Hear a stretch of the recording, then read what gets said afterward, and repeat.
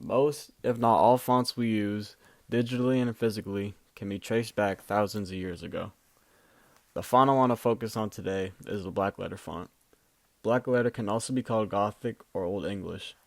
It's difficult to pinpoint exactly where Blackletter started, but it was first used during medieval times around the year 1400. To understand Blackletter calligraphy, you must know the different styles of it, which consist of textura, rotunda, bastarda, and fracture. These styles were developed through the 11th and 18th century.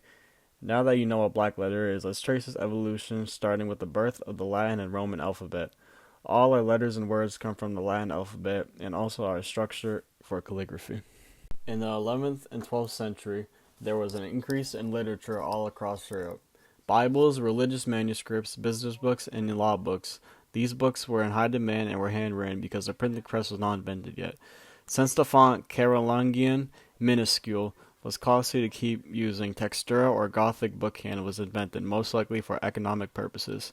This would be the foundational forms for the Blackletter we see today. Through the 12th and 17th century, another style of blackletter was formed called rotunda. Originating in Italy, rotunda took on more of a round look than the previous textura. This made the font easier to fit in narrow spaces on the page. In the 14th through 16th century in Northern Europe, the bastarda blackletter style was created. The style is a mix of textura and cursive, hence why it's called bastarda. The letters in bastarda were quick to write and required less repositioning of the pen.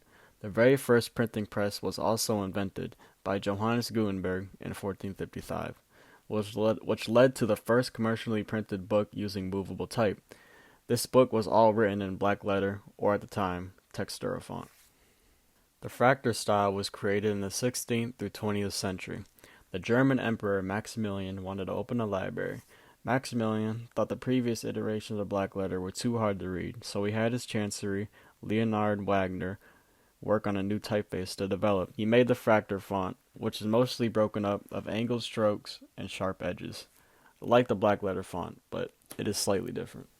Presently, you can see the blackletter font and a lot of graphic 2D art, a lot of clove merchandise, and mostly when I see blackletter font, it's mostly on tattoos. That's where I usually see it presently nowadays.